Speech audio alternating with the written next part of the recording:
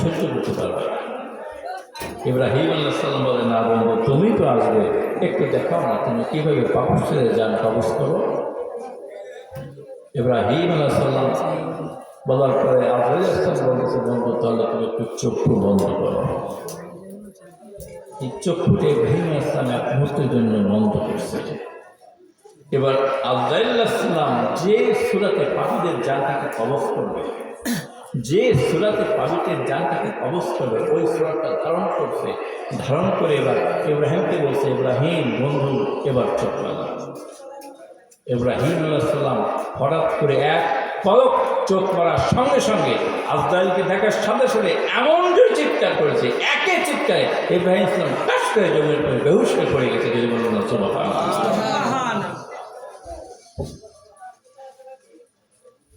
আল্লাহ রাব্বুল আলামিন এই মৃত্যুটাকে সৃষ্টি করে আসমান জমিনের মাঝখান বিশাল আকারে ওয়াল তৈরি করে ৭০,০০০ শিশারিয়ার মতো ওয়াল তৈরি করে ৭০,০০০ শিকল দিয়ে মৃত্যুটাকে বেঁধে রেখেছে।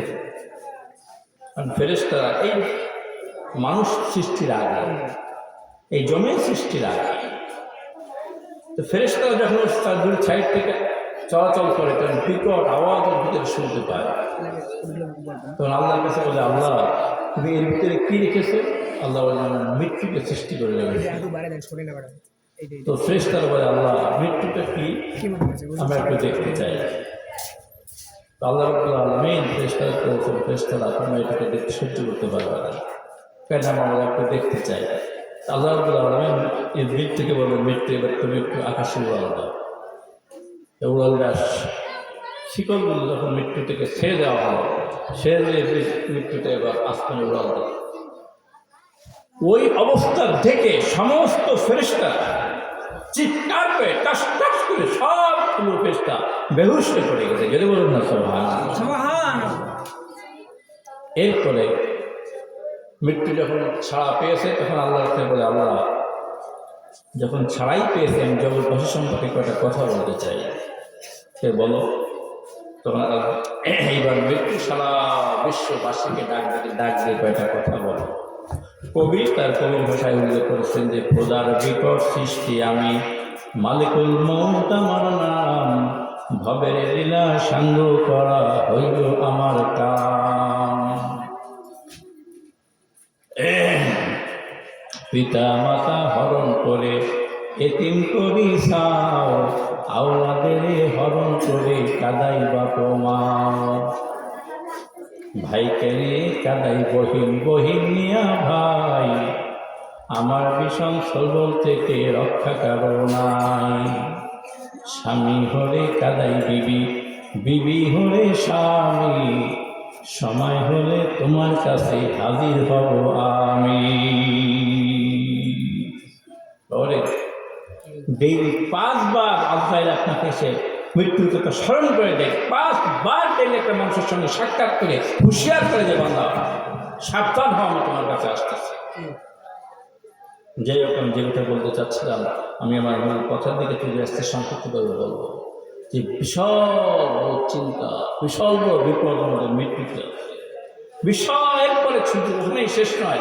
একটা মানুষকে যখন অন্ধকার কবরে রাখা হয়, ওই মানুষকে যখন 2 পাশ থেকে কবরে চাপ দেয়, এমন যেন কবরবাসী চিৎকার করে মসজিদ থেকে মাগরিব পর্যন্ত সব প্রাণী শুনতে পায়, শুধুমাত্র জিন আর ইনসান 2টে প্রাণী শুনতে পায়।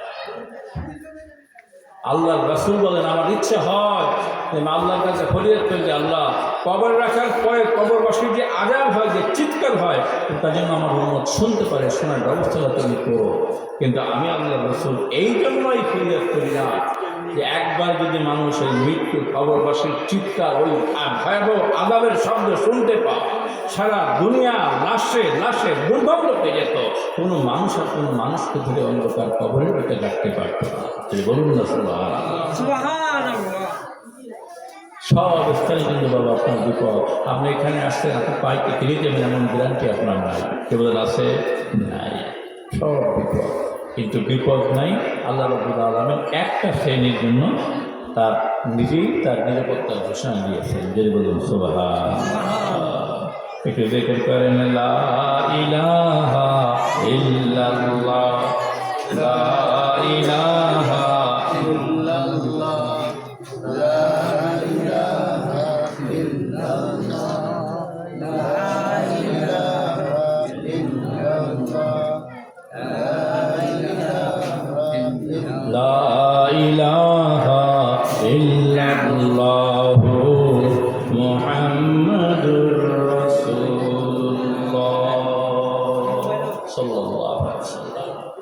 সমস্ত বিপদ আপদ আযাব গজব থেকে আল্লাহ রাব্বুল আলামিন